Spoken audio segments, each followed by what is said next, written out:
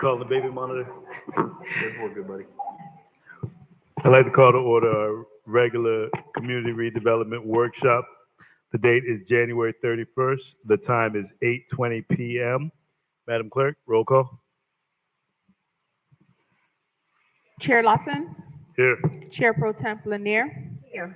Commissioner McCoy, Commissioner Miller Anderson, Yes, here, I'm sorry. Commissioner Botel. Here. Also present on the dais, Attorney Chris Smith with Pittman Law Group, City CRA Attorney Jonathan Evans, CRA Executive Director, Scott Evans, Director of Planning and Development, Anita Jenkins, Director of Neighborhood Services, Shirley Desir, Interim CRA Clerk. Thank you, Madam Clerk. If we get a moment of silence, followed by the Pledge of Allegiance, led by Councilwoman Lanier, Pro Temp Lanier.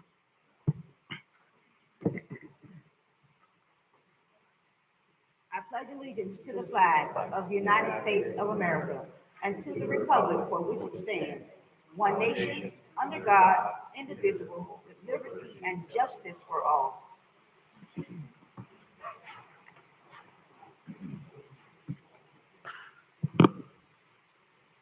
Do we have any additions, deletions, or substitutions? None from staff, Mr. Chair. Disclosures from the commission?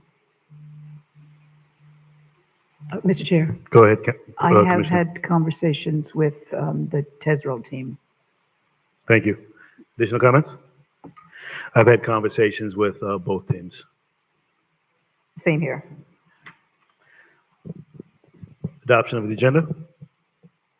Second. Motion been made and properly seconded. Madam Clerk? Commissioner Botel, Yes. Commissioner Miller Anderson, Yes. Chair Pro Temp Lanier, Yes. Chair Lawson. That motion passes 4-0. Thank you. With no consent agenda, we're going to go straight into the regular agenda discussion. Marina Village Phase 2. Marina Village Phase 2 discussion. The acceptance of public comment cards are now closed. We'll go ahead and take a card. Go ahead, Madam Clerk. Mr. Chair, we currently have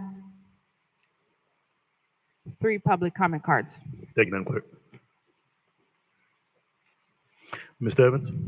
Mr. Chair, as members of the board, at this time, I'm going to turn the workshop discussion over to Mr. Scott Evans to introduce our speakers and to speak on the topic. But this is a workshop for the purposes of getting direction and clarity from the board as to how we wish to proceed on this particular matter. And this is an important matter with regards to the use and the activation of this particular property, but also how it has correlation with the other parts of the Marina Village campus. Good evening, Mr. Chair, members of the board. Staff has requested this workshop to allow the board to receive a presentation on from the Marina Phase 2 development team and our public-private partnership partners, Jones, Lang, and LaSalle. And it's to discuss the terms of the proposed lease and management agreement for the event center. And the board is being asked to provide comments and feedback on this remaining element. It's integral to the business terms that were approved for the restaurants and the hospitality items. And the feedback that we received tonight will allow us to then negotiate the final ground leases and to understand the board's position on this particular item. The developer, they're proposing to master lease and manage the event center and to provide the city and CRA with the access that we currently have for free to continue to use the space for our government meetings and for some community meetings. They're also proposing to build out the remaining spaces in the event center that are not yet completed, and then upon that completion of that, to share 15% of the rental income. The development team, Mr. Vaughn Irons from APD, has a presentation for the board, and Jones, Lang, and LaSalle is here also, and they have a presentation summarizing the proposed details of that management agreement. Thank you, Mr. Evans. Who are we going to go first into, JLL or Mr. Vaughn Irons? Welcome to sunny South Florida, sir. Thank you for coming tonight. Good evening, commissioners. Mr. Chair, thank you for your time. And thank you for giving me an opportunity to leave 46 degrees this morning. It's always a pleasure to come to Florida. Thank you to the staff for your active participation and support, and for the citizens being here this evening to hear what we have to share. We think tonight is a great milestone because it really gives us an opportunity to work with you and to get feedback from you to ensure that our vision for what we believe is the hub asset to the whole project, the event center, and to make sure that it is adequately contemplated as we move forward with the other aspects of the project.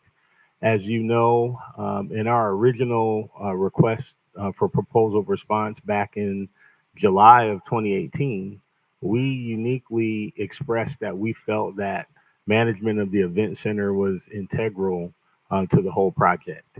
And now that we've gotten through the other aspects of the exclusive negotiation agreement, we know that there's going to be fantastic residential added to this site. We're really excited about the hospitality and the commercial that we'll be bringing to the site. We need to make sure that the event center remains the crown jewel of the marina. And so tonight's discussion is about ensuring that we can work with you in full collaboration to deliver that so that the visitor experience is commensurate with everything else that's going to be found here at the marina.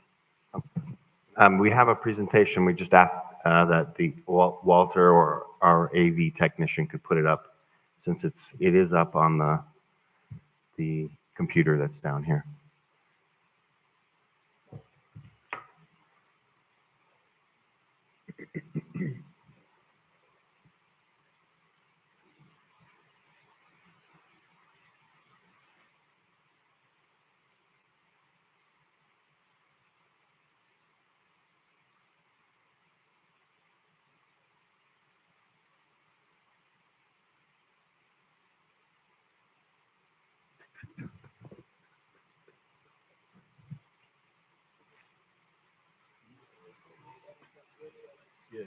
We have it.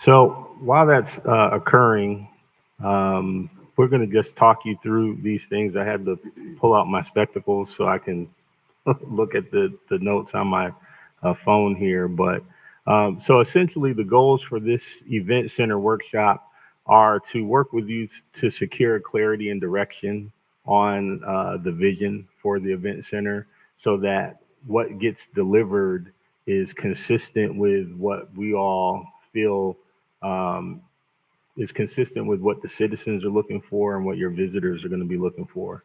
We want to agree on the conceptual vision for Marina Event Center. We want to acknowledge the challenges that we see today that you all obviously see as well, but also agree on an action plan in order to start providing solutions to those problems. We've seen the amount of investment that you all have been putting into the Marina Event Center for the past 6 years, 7 years at this point, and we think we can provide an adequate solution. And then, of course, more specifically, tonight is about satisfying the exclusive negotiation agreement milestone 3, number D, which is event center operations.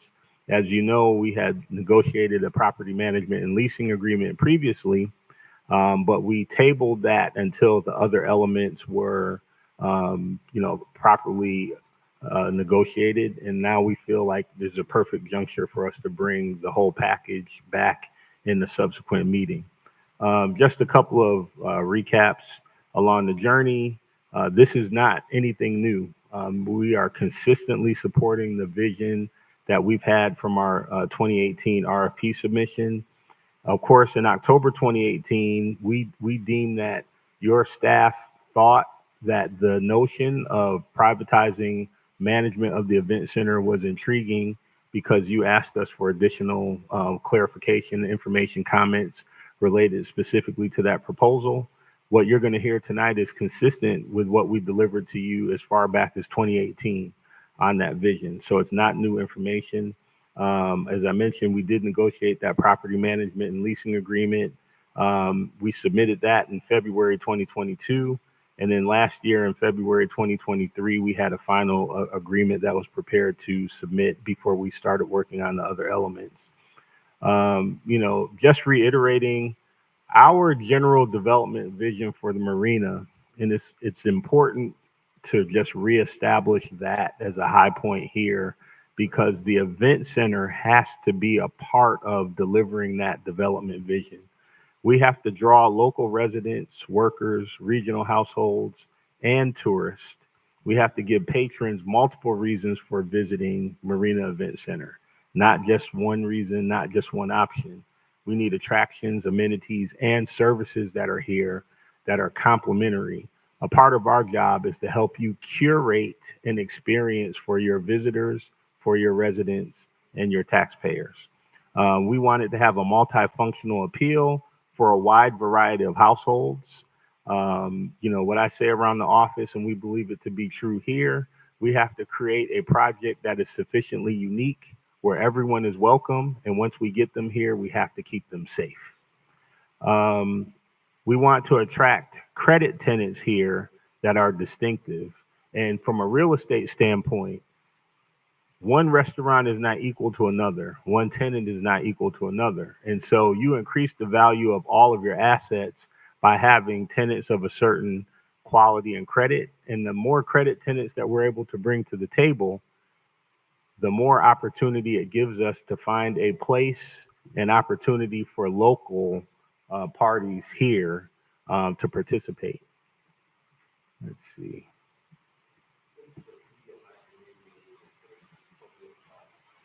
All right, so we are already on the next slide, development vision. Scroll up.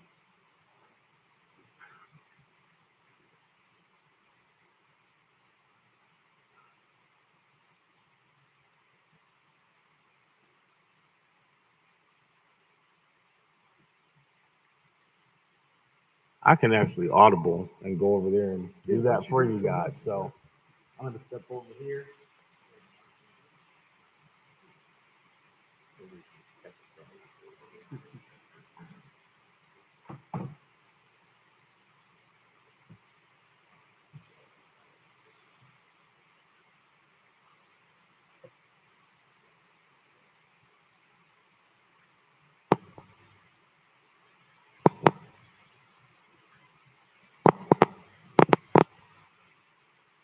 So multifunctional appeal to a wide variety of households, credit tenants, I just mentioned that.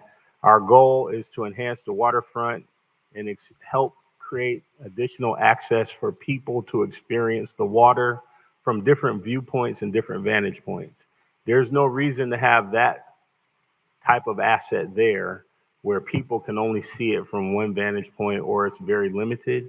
We think with different views, different heights, it increases the overall value and the experience of your visitors. Another part of our development vision is for the whole project to be a job creation, wealth creation, and lifestyle defining destination. Those aspects are important. We're not here to just do a development and walk away. We're here to help you with your community economic development through this project. Job creation, wealth creation, lifestyle defining. So the visitor experience, the entire property can't be driven or defined by one tenant or one, visitor experience. Every place your visitors, your residents go to, it has to have a high level quality of service, quality of experience.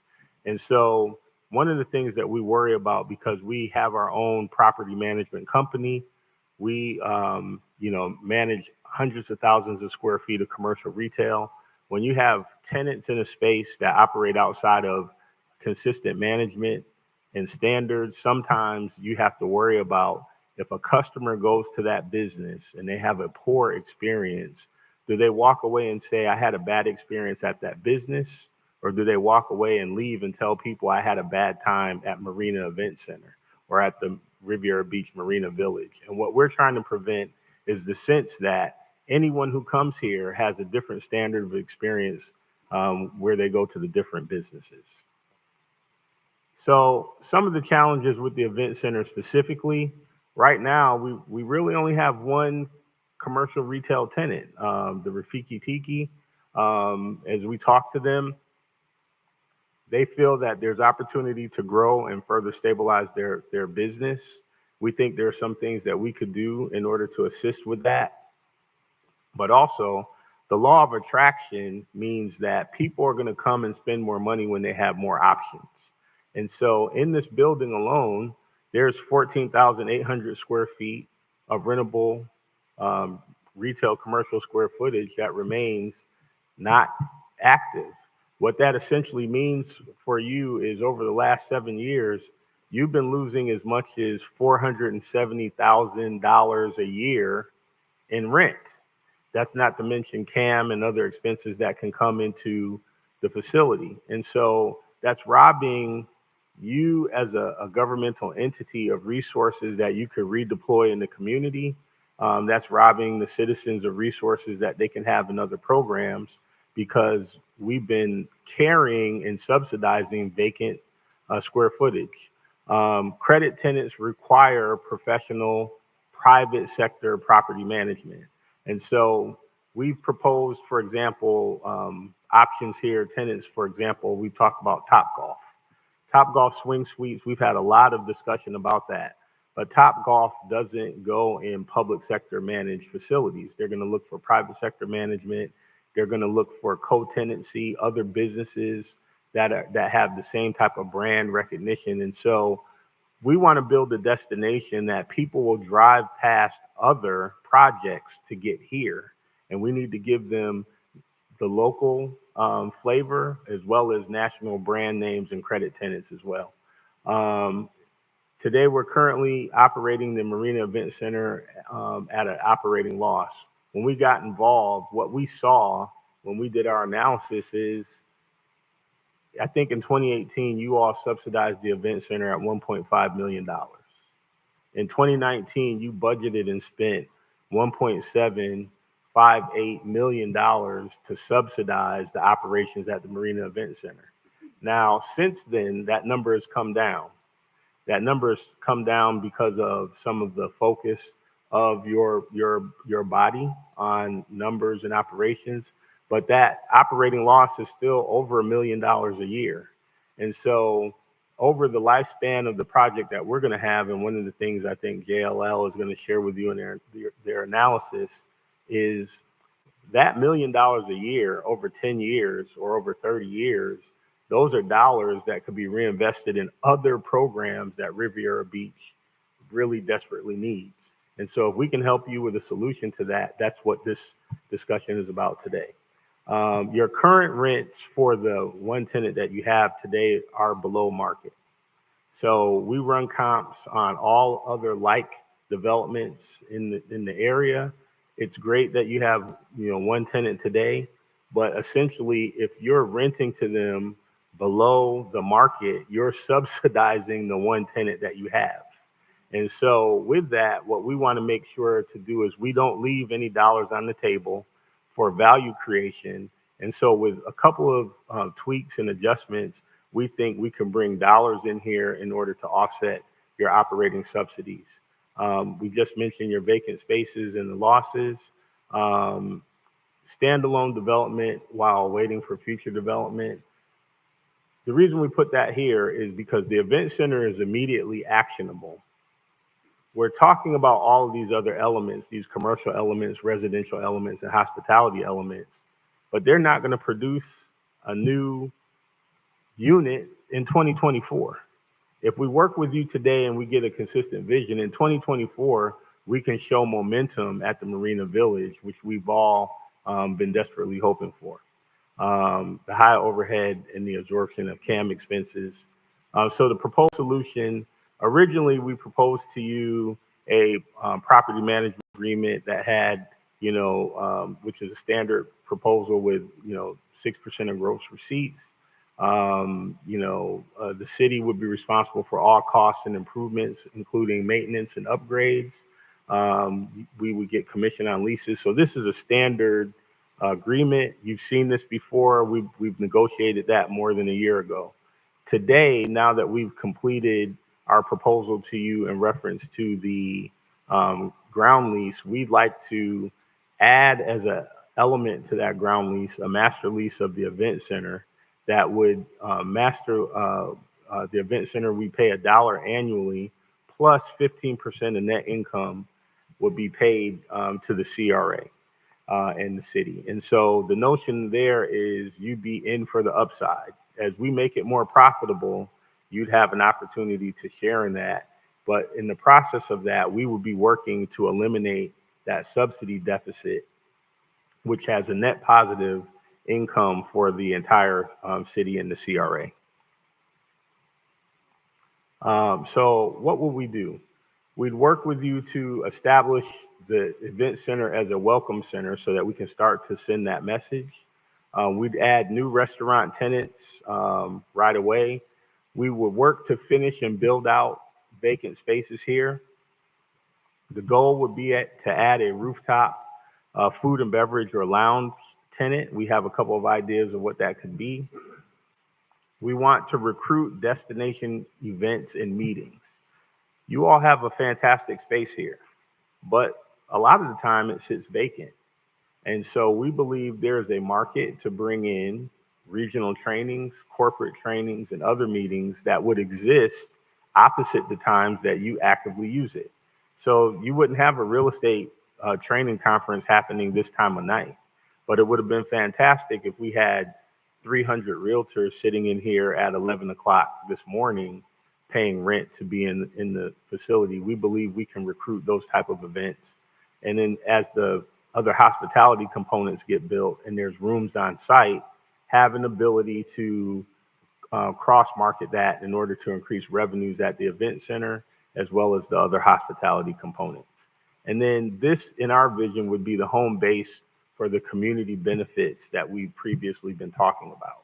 So we'd run all of the training programs from the event center. It'd be a identifiable destination for your citizens and others alike that come for those training programs. And we'll talk about that briefly in a second. And so here, this is just to repeat, our strategy for the community benefits is not just a construction set-aside program. It's not, hey, we'll hire some people to come in and help in the build out, and in 14 months when we're done, then they go somewhere else to work. In our other major projects, what we typically do is we put together a workforce development institute or a hospitality training institute so that we can prepare local citizens for the jobs that we know the businesses we're recruiting are going to need. And so if you have a hotel that's telling you we're going to have 160 jobs, these are the jobs that we're going to need, we can train people for those jobs 2 years before the hotel is ready to open. If you have restaurants that need sous chefs and servers, if you have retail that need managers, because we know who those businesses are, we can have specific training programs to take the citizens in this community and help them not just with jobs that we create that people from other parts of the county or outside of the county come here and work and take that income away. our goal is to work with you to make sure that the citizens in this community yield and take every available job that's possible in this development. So as a part of that, we would focus on a handful of areas, certainly construction and building trades, but culinary training and barista arts, retail and customer service, community and economic development. But we would have a hospitality training component here because we're going to deliver a flagship hospitality component with the Margaritaville Hotel. And so having that here, training people and getting them ready for those jobs is a part of what we do. Now, the economic impact of that opportunity, I want to point this out to the right. In 2022, on another project we're involved with, just in that year, we were able to have 250 adults and youth enrolled in a very similar program as what we're proposing to you. In that program, 174 of those individuals graduated from the program. So we can bring them in, we can offer the training, we can't make them stay, right? But 174 of those 250 people graduated from the program. And we're proud to share with you that 93 of those 174 people had placements on jobs in that development within 90 days. That's worth it. Now we're talking about a multi-year program. Imagine working with you using the event center to yield those type of numbers for your community on an annual basis as we build out the rest of the project. We think that economic impact is worth collaborating and using this wonderful asset to help us produce. And so, essentially the proposed solutions are simple here. Effective, efficient, and profitable operations of the event center. We want to help provide professional property management and leasing, which is required to attract national credit tenants, which also makes room for us to increase capacity for locals to participate. We want this to become a world-class destination for local residents and tourists alike, and it must have a seamless visitor experience, everyone operating as one organism, and this will be a hub for the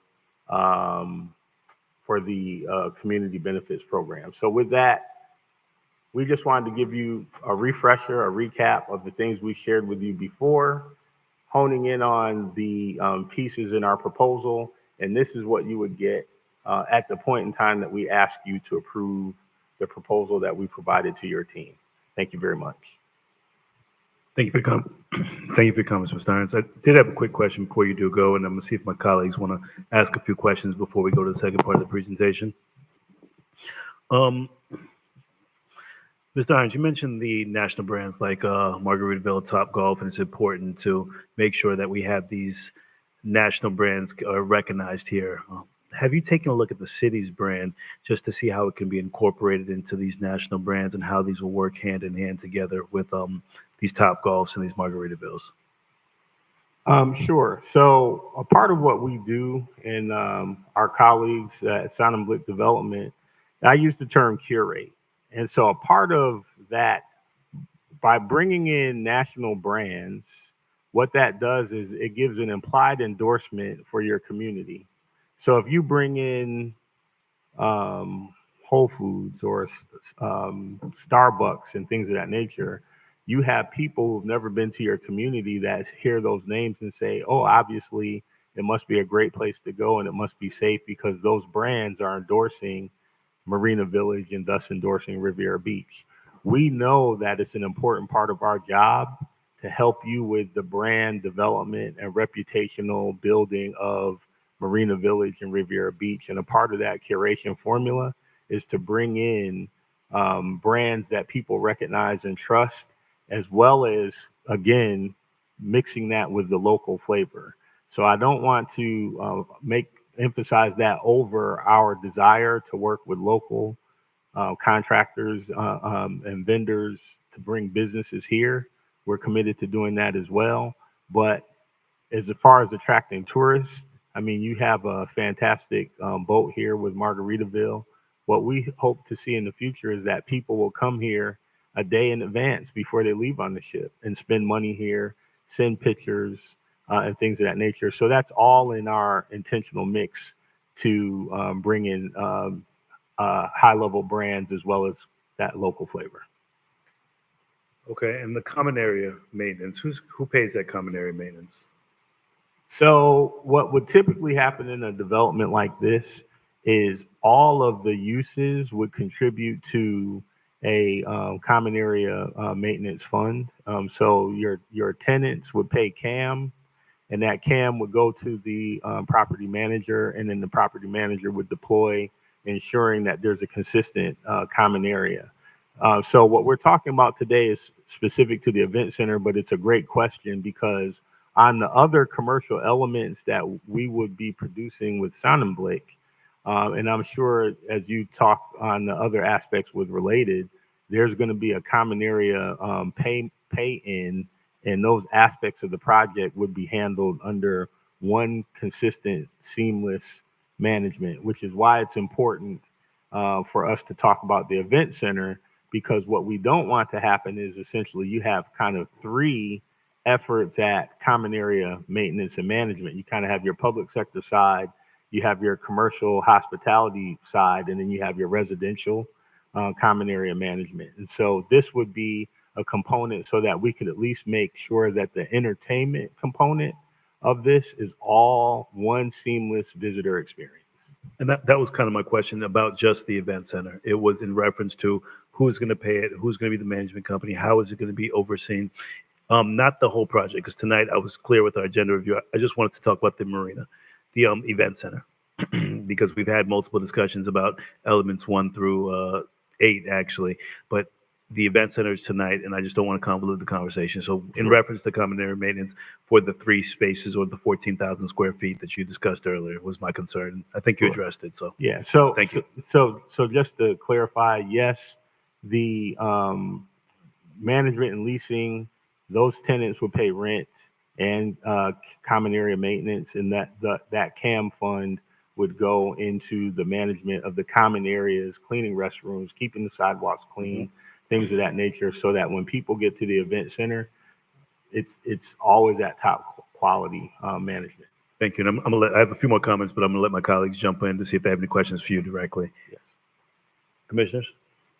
No? Mr. Chair, Ms. Flotel, go ahead.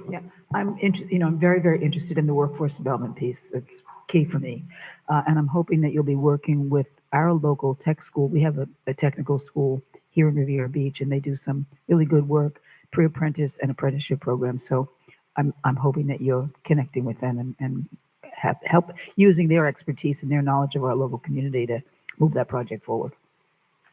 Yes. So once we're authorized to move forward and you all say, hey, we've heard the elements, we want to charge you to go forward, and we can actually enter into agreements with parties, we have a list that you all have shared with us and your staff has identified of local parties who could be of great assistance to us accomplishing those goals. And we'd be happy to work with anyone you refer. Great, thank you. Commissioner Pro Tem Lanier, go ahead.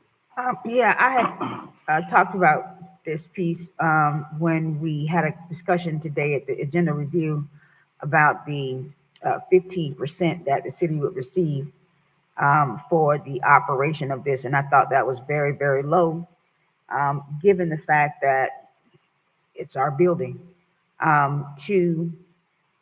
That amounts to about $39,000 a year. And then also too, that's in my opinion, that's too low.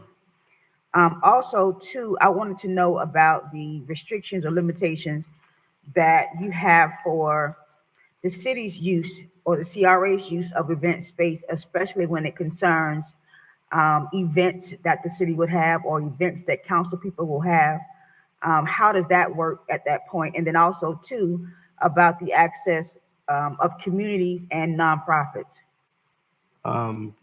Thank you very much, Commissioner. All great questions. We want to make sure everyone understands that our goal is not to be disruptive to the things that are already working well here at Marina Event Center.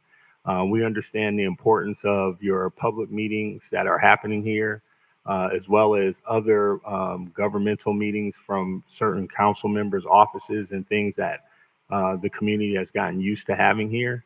We have a listing that your staff has provided to us of what those meetings are, and we put together a plan that accommodates those meetings. In addition, your other question in relation to nonprofits, it's our goal to make sure that there's still a preferred access portal for nonprofit groups and their preferred pricing over regular private market groups that would come in here. So again, those things that work, we think they'll continue to consistently work. We're committed to that.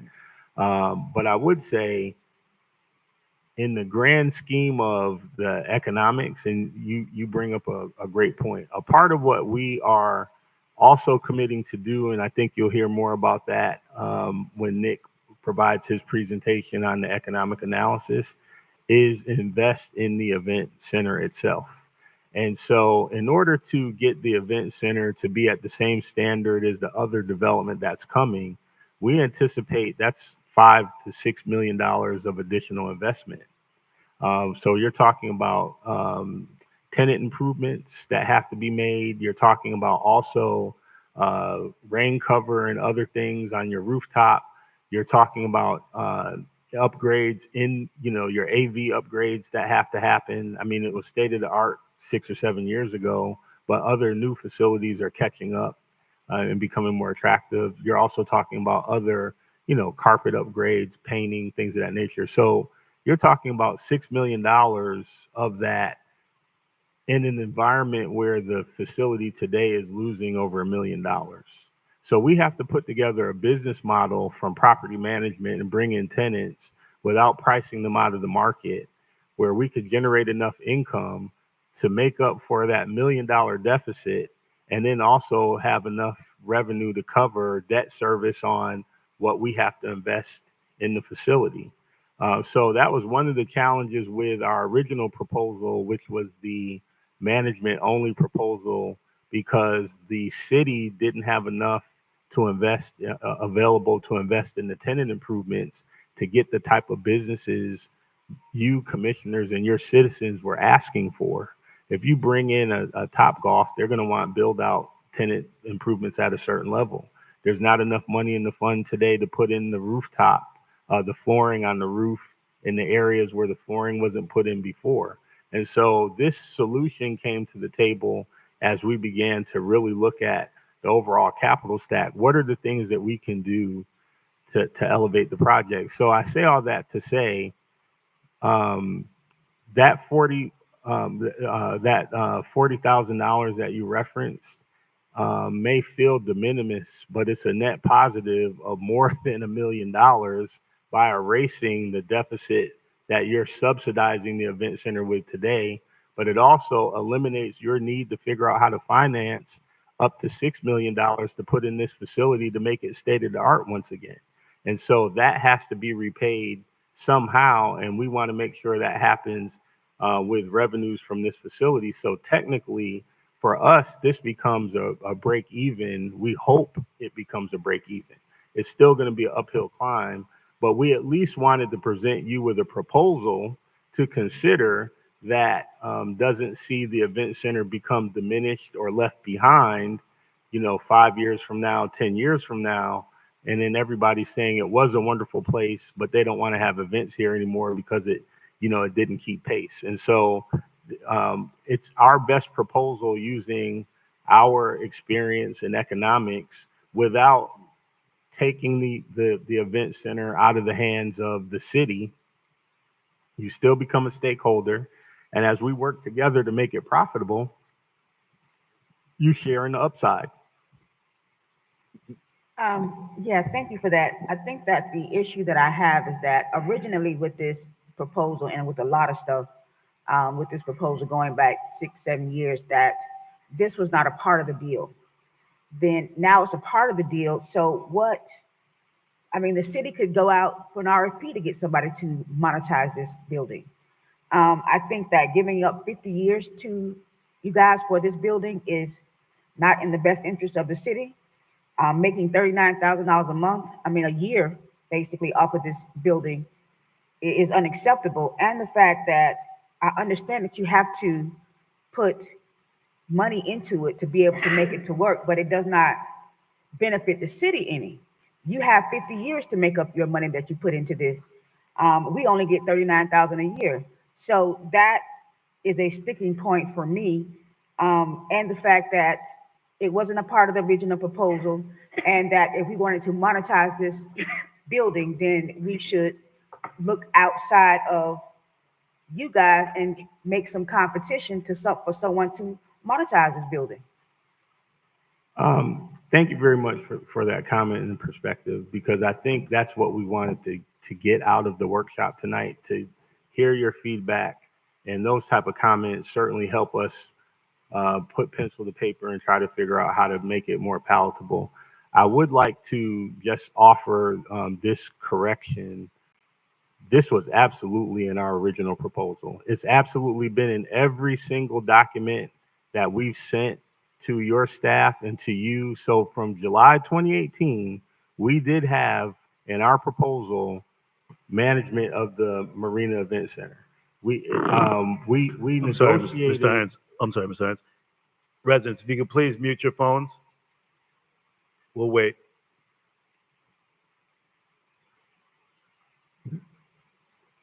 If you could please mute your phones, residents. We appreciate it. Thank you. The noise travels. Mr. Hines, I apologize for the interruption. Go ahead. No worries. I just want to put on the table that our team has always been sensitive to this particular issue, because we think it's an existential threat to your financial viability as a city. And so, I mean, if I were one of you and I had $1 million extra to spend, I think there are a lot of demands in the city for over $1 million. And so I just want to clarify that in your original RFP, the Prosperers were asked to present any other ideas related to Marina Village that they felt were important, and this was in our proposal. It's also a part of the exclusive negotiations agreement specifically, because it was in our proposal. In every memo where we talked about what we propose to do, we include event center management in each of those memos. So there's a long track record of us establishing that we believe this is of concern, and we just want to put it on the table so that if you choose to have us help you with this, then at least we put our cards on the table with our best analysis of how to help you accomplish that. And thank you very much for your comment.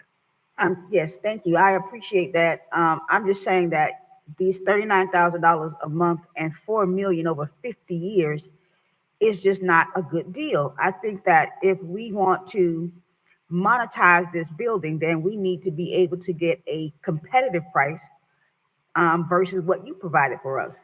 That, getting $40,000 a year off of this building, and if you could put in 10 million, you still got 50 years to recoup it. So I just think that we could find a better deal with competition in terms of monetizing this particular building. That's my feeling about it. Additional comments, commissioners?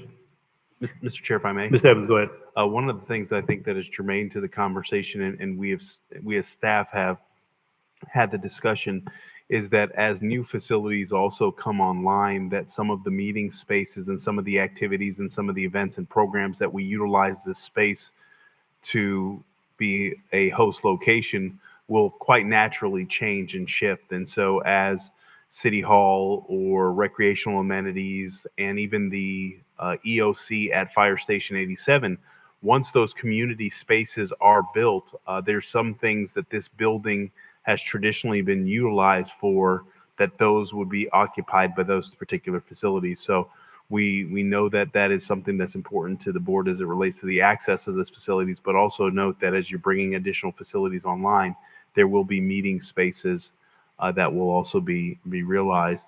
Also, I think one of the things for the purposes of clarifying the discussion, and I know JLL will talk about it, is that the $1.2 million that's expended annually, that is contemplated in the pro forma as savings. So every year, the CRA budgets about or loses, right, about $1 million.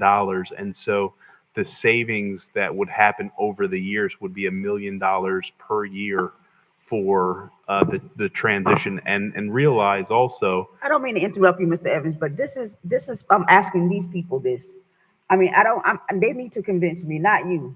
I don't want to hear anything from you in regards to what's, what you think it is. This is what I'm listening to them for. Additional comments from the commissioners? I believe, Mr. Von Irons, you were done with your presentation. We're going to go next, I believe, to JLL. Well, Please. once Nick is done, I'd like to ask Bob Sonnenblick if he has any additional color, or at least once you ask any additional questions, I may turn to Bob related to that. But Okay. Nick, Yeah, if thank we you can very let much. Nick jump in, bring his comments, let Mr. Sonnenblick have comments, and then see if there's any additional comments from the board. Thank you, sir. Good evening, commissioners. I think Scott's going to try to get this AV up and running.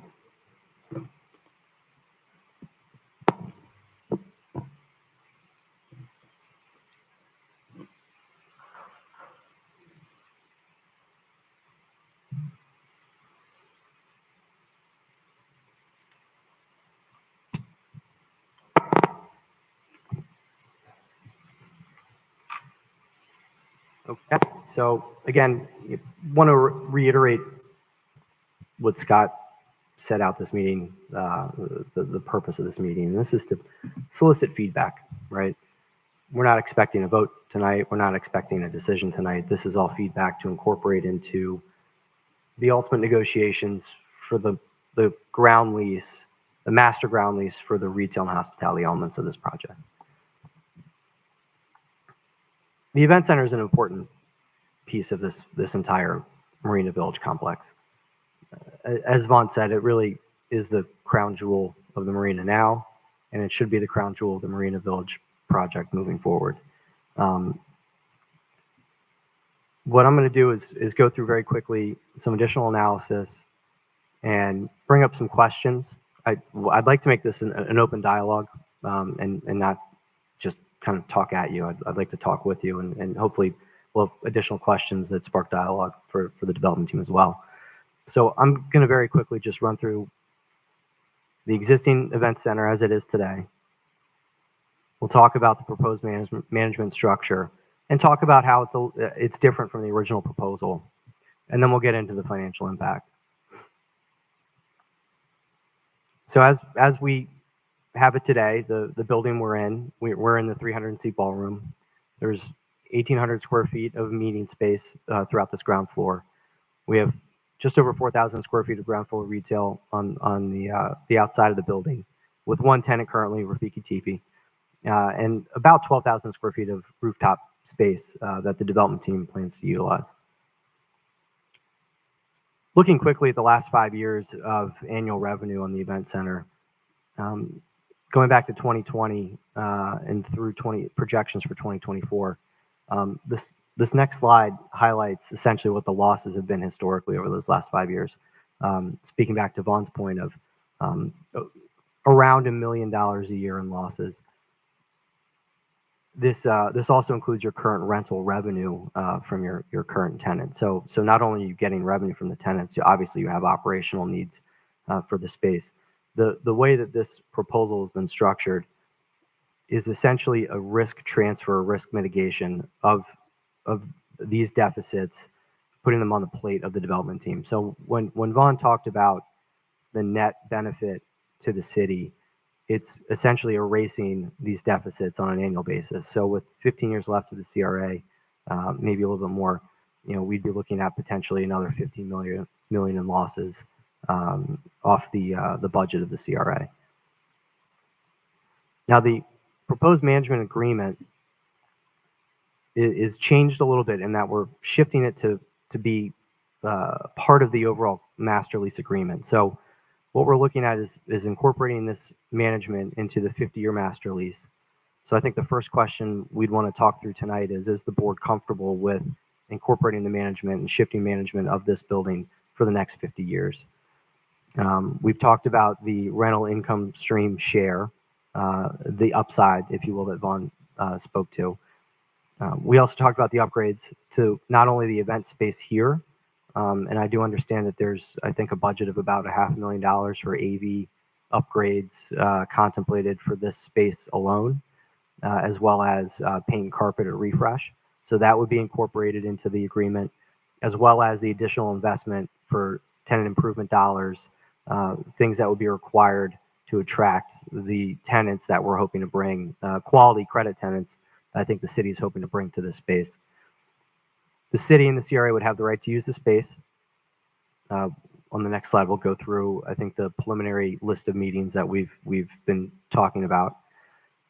The hospitality and retail elements would essentially get to utilize the meeting space, and it would become a cohesive part of the whole hospitality experience here at Marina Village. We've talked about the use of the space by local groups. We also talked about the activation of the rooftop space and the additional investment needed there.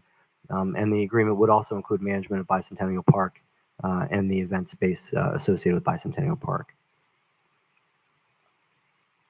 Here's a quick list of the meetings that we've talked about where the city would need use. We're incorporating city council meetings and workshops at roughly 30 meetings a year.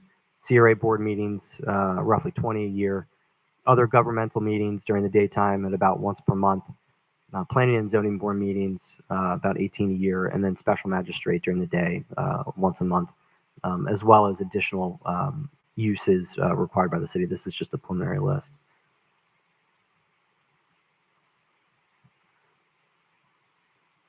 Commissioner Lanier mentioned the projections on the revenue. What I do want to say is that we took a very conservative estimate here, and you can see in the table. We've estimated about $20 a square foot for the ground floor and the second floor on the east side facing out to the water, with a lower rental rate of about $15 a square foot on the west side of the rooftop. At 15% in year one, you're at about $40,000 a year. What I do want to, excuse me, what I do want to reiterate is that the percentage would remain the same in the agreement, the way it's structured now. The upside has potential to grow as rental rates grow. And I think what we'll see is as the project morphs and matures, our hope, and I think certainly Vaughn and Bob's hope, is that rental rate demand will increase as the project grows and matures. So what we're showing today is a very conservative estimate, which gets you to that $40,000 a year, or roughly $4.5 million over the 50-year total aggregate of the management agreement, taking into account the offset of roughly $1 million a year in deficit to operate. So if you run that out for 50 years, I mean, that's a $50 million loss that the city would not have to incur by shifting the risk of the management to the development team. Now, one thing I want to highlight in terms of the structure of this agreement, the initial contemplated agreement that we went back and forth on for the management of this building was essentially a third-party management agreement. So not only would the city still be on the hook for debt service, for maintenance, operations, all the things that go into that $1 million a year that contribute to the deficit, there'd also be a fee to pay for the management, 6%, as Vaughn highlighted in his presentation. There'd also be fees paid on commissions for leasing, which would come out of any revenues out of leasing activities and rental rates. So this is truly a public-private partnership solution to a problem that you're faced with as a board with your annual budget, right? And eliminating a $50 million, let's call it $1 million a year from your budget, which again, as Vaughn highlighted, could be redeployed to other areas of the CRA budget. And when the building goes from CRA management to city management, the city's budget. So that's what we're talking through here is this is a public-private partnership solution to mitigating the risk of the management, mitigating the risk of lease up, mitigating the risk of having to put additional investment into the project, and transferring all of that to a private sector to make this a viable project in the future. Quick question, Nick. Yes, sir. Now that we're on this page, I know we spoke earlier about the average rents being $28 to $32 a square foot. was that including the CAM that we discussed on the agenda review earlier? For So average rents for this type of waterfront space? that's a great question. The rents we're talking here would essentially be the effective rents. Yep. So outside of additional CAM, outside of taxes. So this is when you talk about a triple net lease, Mhm. you know, your tenant is essentially on the hook for paying that CAM. Okay, tenant is so the on the hook tenant's for going to pay paying the CAM. taxes. Is there an allocation or an allotment or a revenue share with the CAM with the city? That's a good question for, I think, Bob and Vaughn. Anybody Go can ahead. I answer mean, it, this is that's fine. this is an open dialogue, so go ahead. Mr. Chairman. Thank you, Mr. Sonnenberg. Well, first thing, welcome, Mr. Sonnenberg, Oh, and thank you. We you didn't very properly much. introduce you. We've met with Vaughn and Nick from JLL, but thank you for being here again tonight. Your question is right on point. The rents that are shown here in the JLL, as Nick said, are triple net, but the tenants then pay their share of all the CAMs and real estate taxes, exactly as you suggested, yes. Right. And so the city is not paying those. The tenants are paying those. But yeah, the city's not paying it, but I'm talking about the revenue shares, because we're talking about revenue, and one of my concerns that my colleague did mention is just the revenue and annual revenue share, the dollars that's going to be generated. That CAM that's coming in, who's going to be doing the management? What's going to be the management team that we're bringing in, and where's that revenue share cost? Because that's going to go directly to the CAM that's going to be outlined. So I'm assuming that's just going to be a flat fixed cost of the 6%, 10%, whatever the number is. Right, 6. So what I'd like to also add from a clarity standpoint, you asked about common area maintenance. Who does that? How do we keep it clean? Yes, sir. That's what the CAM pays for. Correct. And so if you start splitting up the CAM expenses, you're really reducing your maintenance and your common area fund. And so part of what I would say, I'd highlight here is these numbers, as Nick said, being conservative, these numbers are still below market. We wanted to present you something that was conservative so that someone didn't say, we threw darts in the air and we just came in with some numbers in order to impress you. But if you look at what we are projecting from a retail standpoint, it's almost twice as much per square foot is what we're showing here. So when you look at the upside, these numbers certainly can go up depending on who we bring in, how we bring it in, the performance of that, if they're paying percentage rent, if they're, so there are a lot of other factors that can increase these numbers, but we didn't want to come in here and, say, numbers that someone might say are pie in the sky, but these are very conservative numbers. Right. The other question that you asked, the event space, the room that we're in, the other conference room, for example, are largely going to be used by, besides the city use, which is free, they're largely being used by people involved in the hotel. Yeah. And when that happens, you're going to see a lot of synergy between booking rooms and companies that want meeting space for conferences, for events, things like that. And when that happens, the direct answer to your second question was that the hotel will be involved also in cleaning and managing and taking care of the common space as well. And I did have a follow-up to that. I'm going to let you guys get through because I know we have a further presentation, but that with the ambassadors, with some of the event staff, our event manager here, our ambassadors that are here, and some of the staffing that we have, I want to identify and be clear with what direction we're going with that. But I just want to make sure the common area maintenance is not being charged or being back charged to the city through lease up, through the process of any free space or event space that the city is going to have. I think we had over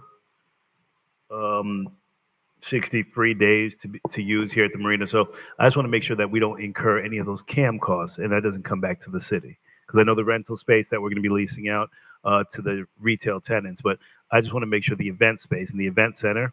So if the hotel is going to be paying the CAM, are we expected to pay any common area maintenance during that period of those free spaces or for this space here? Then my follow-up to that is with that CAM, with the common area maintenance, if the city is going to incur that, are we able to actually afford that common area maintenance with only a $39,000 revenue? So it's a major concern with just identifying, giving you guys clear direction. Because my opinion, and I'm not sure what's been discussed and negotiated, is that I wouldn't want us to pay a common area maintenance, because I'm going to revisit the fact that this building has cost almost $30 million. So to hand over this building at an annual lease of $1 a year, I can agree with my colleague that we're losing $1 million a year, but also it did cost our taxpayers $30 million to build. So there's a mutual investment, and we just want to make sure we identify every number. And we may be getting a little deeper and a little bit into the weeds, but I don't want any confusion going in before you guys bring this back to us.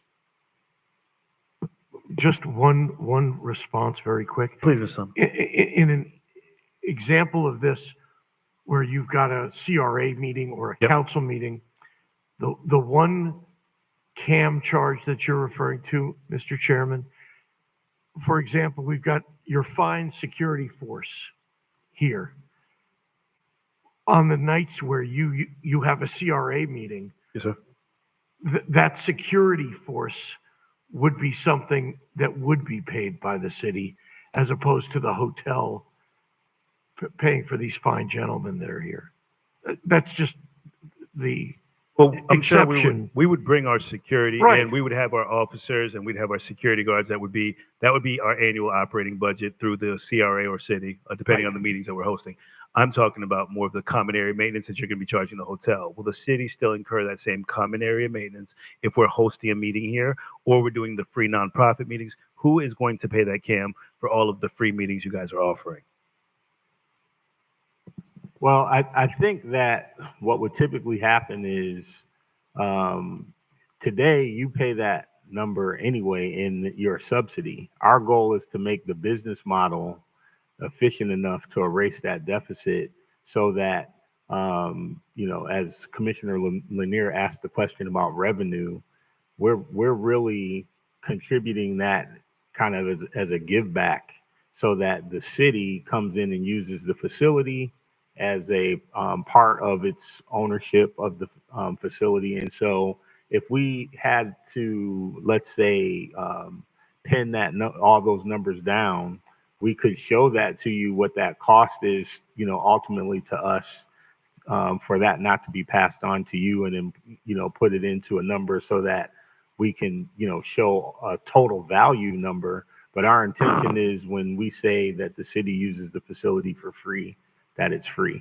Now, when you look at other groups who are coming to the facility, like nonprofits, certainly any other charges that they pay today, security deposits, cleaning fees, and things of that nature, anything that they pay today, they would continue to make those payments. Right. So, but as far as offering the facilities for free to the city, free is free. And so maybe we haven't quantified it as clearly in these value numbers, but we could, go back and really show what the overall value is to the proposal in real dollars in exchange to the city, if you'd prefer that. Just clarity, so that the dollars are very clear. It may get confusing to certain residents when we say that we're losing $1 million. We're only going to be generating 49,000. I want it to be clearly delineated, I guess is the word, for what we're going to identify with every dollar that's being spent, with everything that's coming in and out, and the fact that we are handing or possibly handing a building over that costs the taxpayers 29 million, I believe, was the total cost. So how can we lease this space at that price point? Because we're essentially going to stop losing and bleeding $1 million a year, first and foremost. The 49,000 is a little icing on the cake, as you could say, but essentially we're going to stop bleeding. And I agree with my colleague. I want to maximize. Our goal is to protect the city's interest. How do we max out the dollars? Where can we find additional leverage for the city to offset the fact that we've already, and not this board, I believe this entire board, nobody was here when this marina was completed. Maybe, well, I wasn't going to say it. I'm trying to show your age, but but to that point, we need to protect our city's investment. And how do we do that is making sure that every decision is made doesn't reflect the poor decisions for our kids and our grandkids. So we want them to identify, because in 50 years, all of us will probably be gone. What happens at that time when our residents are still only paying $1 a year for this space? What are we going to be utilizing? What's our cost? Are we going to have this free space for the next 50 years for the 60 plus meetings that you guys have promised? Or is that going to buffer out as we build more in the city?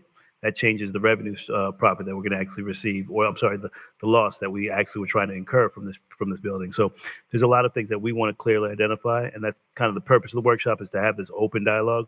And colleagues, of course, we can chime in. We did have a good open discussion during the meeting a little early during my one-on-one, but I also want to make sure clearly some of the questions I had from the residents and that I've continued to research or asked on the record, so that when you guys bring it back, there's no confusion.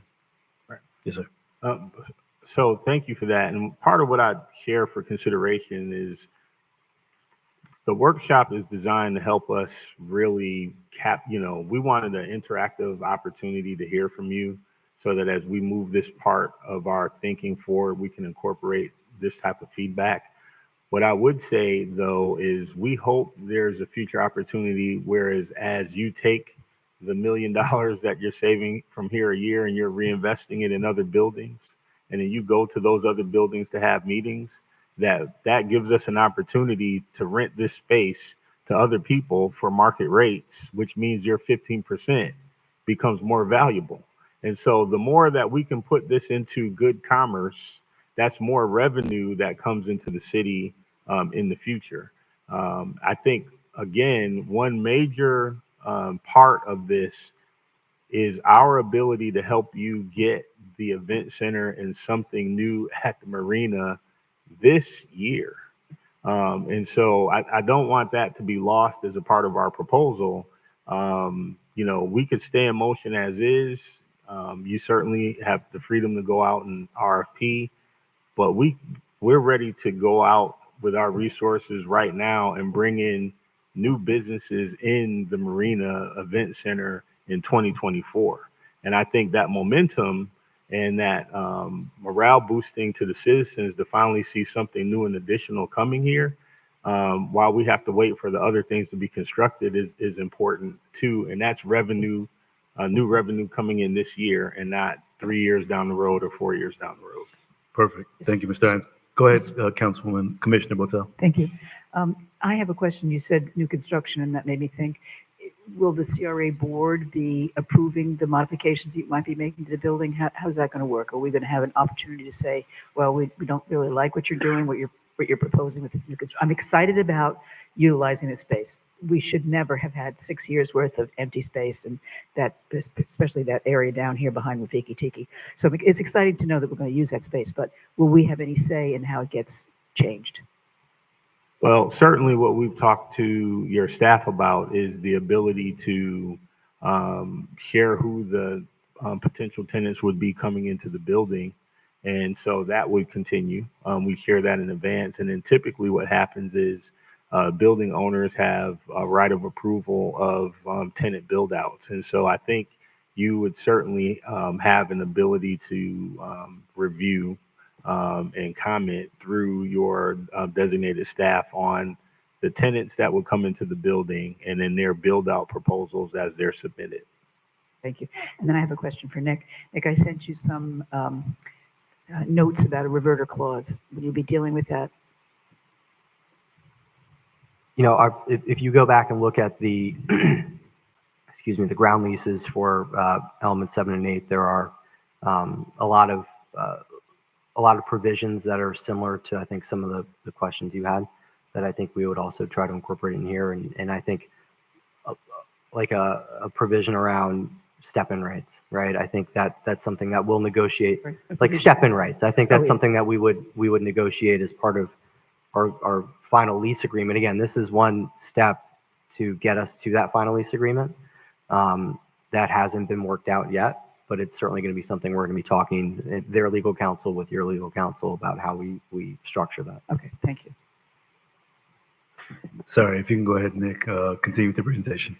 I just have questions for the board, right, to facilitate Excellent. more discussion. And at this point, I think we've hit on a lot of these. I think, number one, we just want to make sure that the board is, and we've heard your concerns about 50 years. Is 50 years the right amount of time? Is it too long?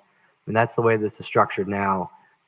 We talked about transferring management of in programming of Bicentennial Park to the development team as well. I don't think we've touched on that yet. So if you guys want to opine on your thoughts around Bicentennial Park, and then we can hear any feedback from the board, I think that's probably the next step. Yeah, I had a few questions about the meetings, the meeting space, average space, and then Bicentennial Park. Scott, if you could, or Nick, if you could go back to the meetings that are going to be donated to the city nonprofits, that total number. And if we could address, Scott, how many meetings do we host annually? How many city workshops do we host annually currently? And if you could kind of go over, what does that number look like for each category of what we're actually hosting versus what's being offered?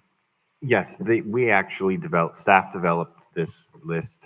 We went through the So last. Currently doing? Yes, it's based on what the use of this building over the last few years. And we took a conservative approach to make sure that we were asking for enough meetings. In some cases, there's a CRA board meeting and a city meeting on the same night. So there can be some efficiency in that, but we really made a comprehensive conservative approach to make sure that request met what the city's typical use has been over the last 3 years. So we're looking at just about 70 meeting workshops, special magistrate throughout the year. This is annually. Have we determined or set a time frame? Is this going to be all 50 years, 70 per year? We have had that discussion with them, and they would like to make those dates available for us throughout the entire lease. I think one thing that we need feedback from the board in the future on is it is our hope that a new city hall would be built sometime in the near future. And our conversation with the development team has been that we would then convert those dates to some other community use that would need to be determined. And it doesn't have up there the nonprofit dates. I'm assuming that's a separate nonprofit organizations will be able to lease and use the space for free, from what I remember in the one-on-one. Locally based nonprofit. So they have to be addressed Riviera Beach, Palm Beach County, South Florida. What does local mean? Well, I think one correction related to that is we committed to keeping the same structure for nonprofits that you have today. So you don't rent the space to nonprofits for free today. They have a reduced cost. And so we committed to following the structure that you have in place today for those community groups. Okay, I remember seeing something about free service, but if that's the case, that we just do it discounted. I saw something in our workshop or one-on-one where it talked about free. Go ahead, Scott. Yes, we did talk about trying to negotiate some days that could be used by the community for free also. Yes, that was in our conversation. Okay, so we're going to be identifying how many numbers and what time that looks like. And Mr. Chair, if I may. Please. Because this is a conservative approach, there would likely be multiple nights where, different board meetings are held on the same night. So that efficiency could in fact provide already, just based on the numbers up there, with opportunities for the city to where we would have a free use of the building, and then you could then give it either to a different community group or use it for a city event. So without going too deep into the weeds, I want to make sure that we just have clear direction with the CAM for those 70 meetings that we're going to be hosting and who's going to pay what. Go ahead, Council. Mr. Chair? Commissioner Miller Anderson. I think you just asked my question. Okay. I wanted Vaughn to say free is free again. Free is Free- free, free- is free. free On is the free. record, free is free. So Commissioner Miller Cam, no Anderson. Cam, no Cam. But I think we're talking about maybe two different things when we're talking about nonprofits. So I know there are some, for example, I believe Park Manor, and Ms. Jenkins can correct me if I'm wrong, but like homeowners associations, neighborhood associations, those groups have their meetings maybe like once a month, and maybe I would assume those are the groups we're talking about that would be able to continue to have their meeting space for free versus a nonprofit having an annual fundraising gala or something that we charge for. So I think that needs to be clear when we're saying nonprofits can come for free because that's not, those two things are not the same. Right. Thank you for that clarification because we might qualify some of those as community-based organizations that are sanctioned by the city. So our commitment is to make sure that the standard operating approach of the event center today is not disruptive. So if there's a certain segment of groups that you've defined that have uses here and they use the facility for free, we want to continue to support that. But what we don't want to be in the public is that we sat here tonight and said nonprofits are free, and then we have a whole host of 501c3 letters come in and people saying the event center's for free because we can't obviously afford to do that. So that's where I was making the distinction. Nonprofits, have a certain meaning, but if you have community-based organizations that currently today use the facility for free and they're already approved to do that, we will continue to stand behind supporting that because technically that's another function that the city is subsidizing on behalf of your community-based operations. Right. And then as you all said earlier, when other new facilities come online, those would possibly be areas in which, could be used for those meetings. And I don't think within those numbers up there, I did bring this up earlier about the council, the commissioners also have a certain amount of days, I guess days, times, 4 times a year or something like that, where we're able to have the marina for some sort of community event. That's not encapsulated in those numbers there. So that would be in addition to, correct? And when you mentioned that in our one-on-one conversation earlier, we did commit that we would stand behind those meetings as well. Despite the fact that they're not tabulated here, it goes along with our general commitment. The goal is not to change the things that work well here. And so that's something that obviously works well as a part of the DNA of the community. We'll continue to stand behind that. Okay, thank you.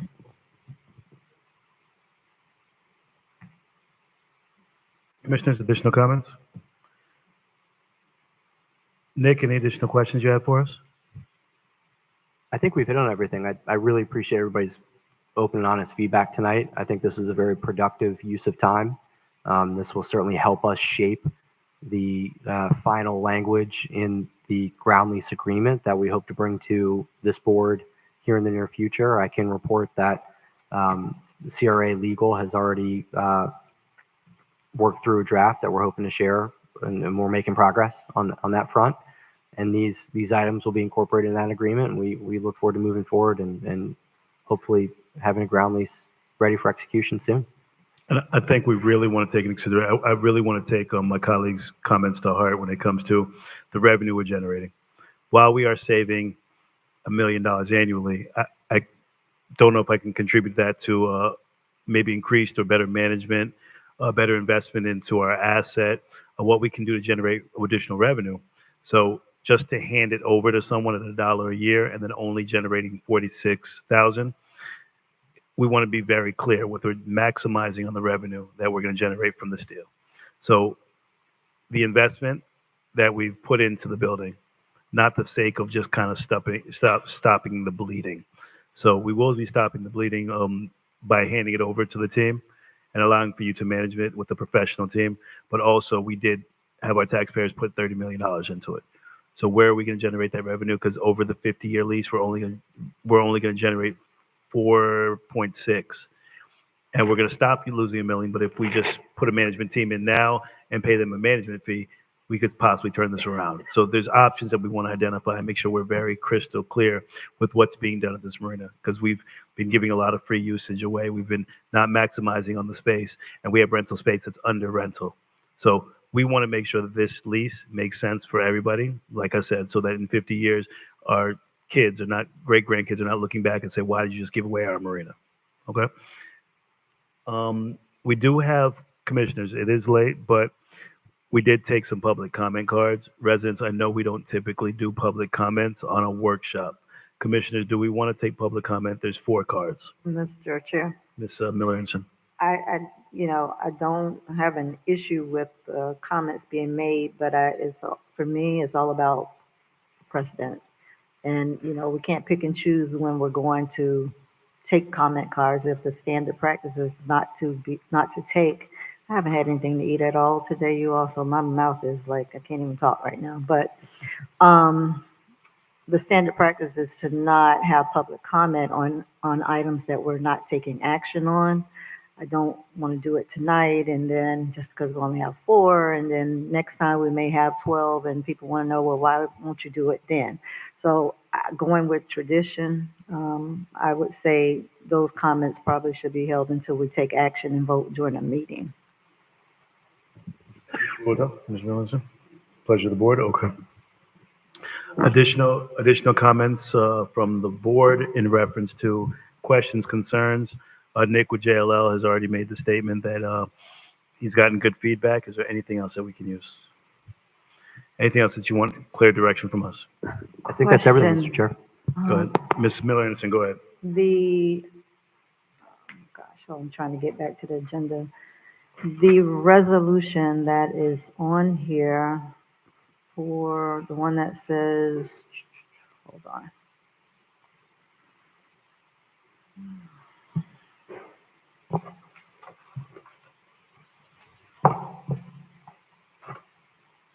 So we're not doing the presentation on Sun and Blick?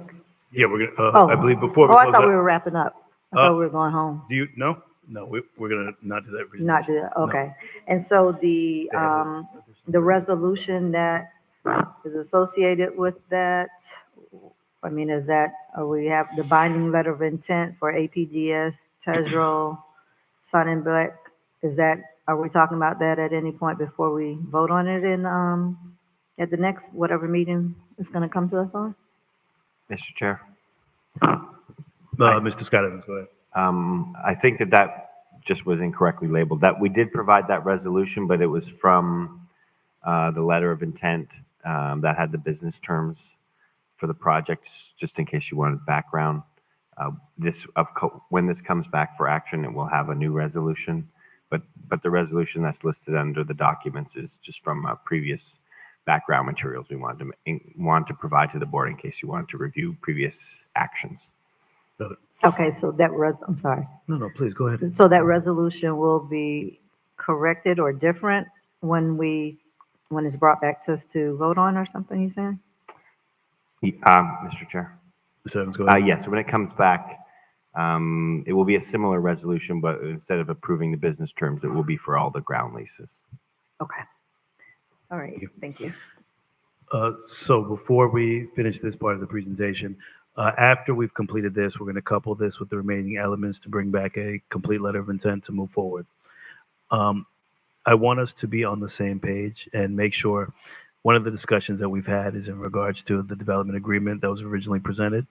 When it comes back, tonight was a great discussion and it gave some good clarity in regards to element 0, the event center.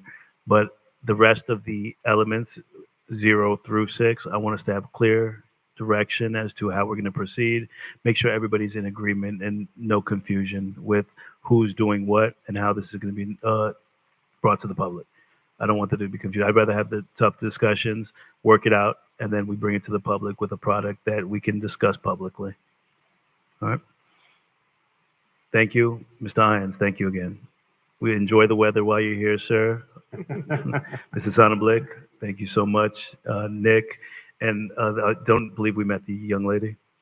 Camille Coakley, who's our project manager and leasing director for this project in our office in Atlanta, APD. So she's been here previously. My mistake for not introducing her this time, but I had her here in my hip pocket just in case we needed to, if something came up. So we appreciate it. Camille, Camille, you'll see her. If I'm not in attendance, you'll absolutely see Camille.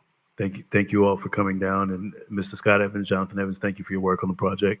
Let's keep pushing it forward. We want to see this done sooner than later. As Mr. Von Iron said, 2024, we'd love to see all of the space here activated, but just making sure it's a good program and plan for the residents of Riviera Beach. So thank you all. Commissioners, we're good with that? Good. Thank you, guys. Comments from our executive director.